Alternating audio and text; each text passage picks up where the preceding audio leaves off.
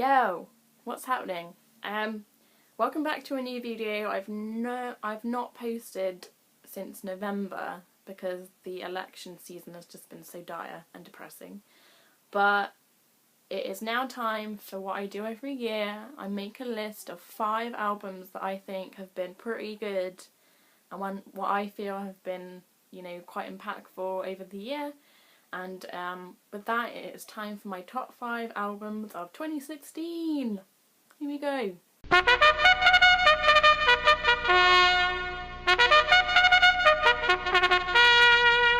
So, starting at number 5 on the list, we have Crystal Fighters with Everything Is My Family.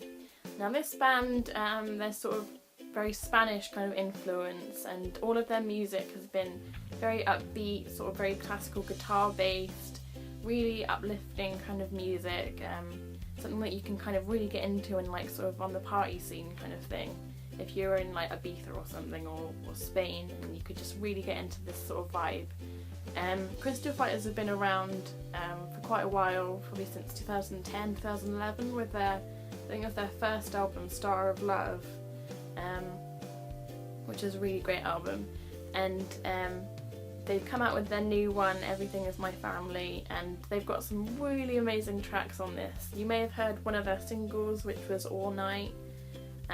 Another one was Good Girls, Yellow Sun, and all of these tracks are they're so culturally inspiring, really upbeat, really uplifting. It really takes you out of the bad mood or sad mood that you're in. And yeah, it's really positive, uplifting, makes you feel really happy.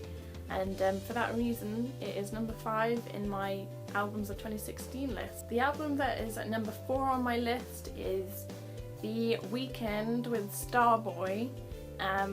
The title track of this song, Starboy, came out earlier this year, and it just goes to show how consistent The Weeknd is at releasing amazing music. And he's got another song on his album with Lana Del Rey, which is called Stargirl, and I just think it just really proves how much of an awesome, amazing, inspiring and innovative artist that he is, because I've known The Weeknd, Abel Tesfaye, since like the trilogy came out in 2010 or 11, and that was when he was a sort of solo artist that sort of did his own stuff, and then he's now begun to collaborate with way more artists and become way more mainstream. And this complete body of work is this new album, and it's really individual, and it just shows so much progression from his last album to this one, and it's just really catchy, sort of poppy vibe, and it's just, I really love it. I think it's a great album. It deserves to be in this list. And so The Weeknd, Starboy, is at number 4. Number 3 on my list is Christina and the Queen's album, which I have right here. It is Chaleur Humaine, which I think means human warmth in English. And ever since I saw her on Graham Norton doing Tilted, which is her main single track, just her presence, her individuality, just her uniqueness, like her dancing, just to die for, her and her little dancing troupe, and being just so on point. I also think as a person she's quite inspiring in the way that she dresses and presents herself. She dresses quite masculine, and it's sort of as a way to sort of break out from society, and it kind of helps to represent the sort of oddball and the person that doesn't quite fit in with everybody else. And I think that's what makes her so different and wonderful to watch. Just her music style is really unique and synthy and danceable, and you should all go and listen to her album if you haven't already. Tilted is an amazing track, and St. Claude is just as good. So that's Christina and the Queens with Chaleur Humaine.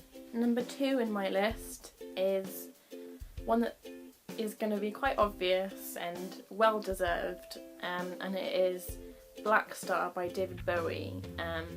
This album was released right at the beginning of the year, on his 69th birthday, after he passed away.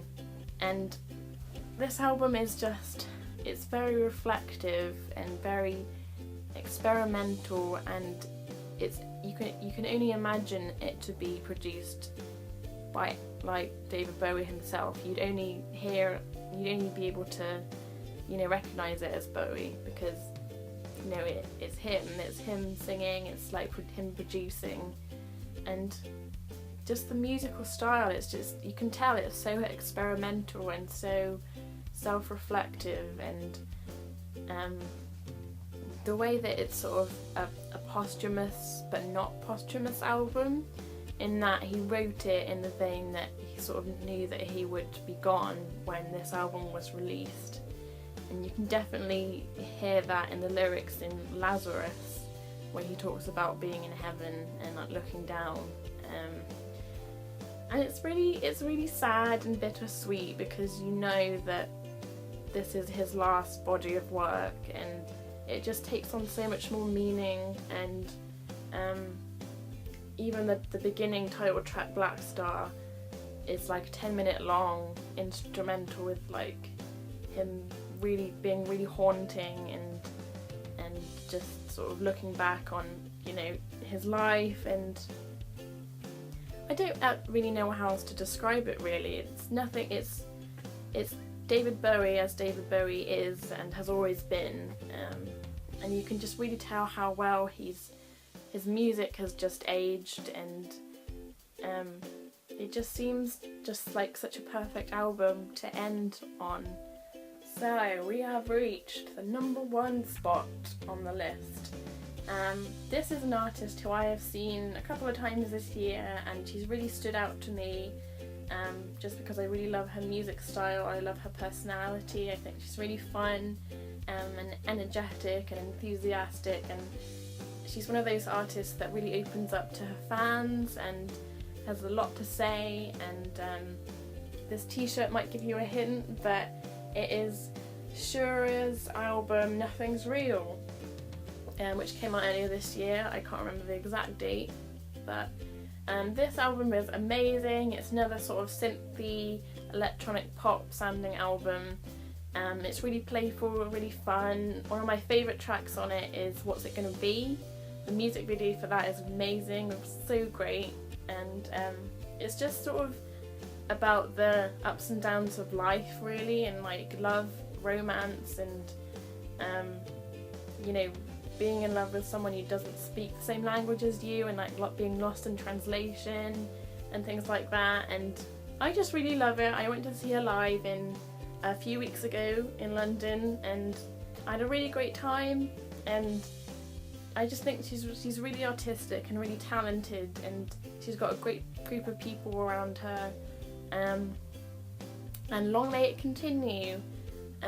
So yeah, that's pretty much my list of albums of this year, of which Shura is proudly standing at number 1. So congratulations!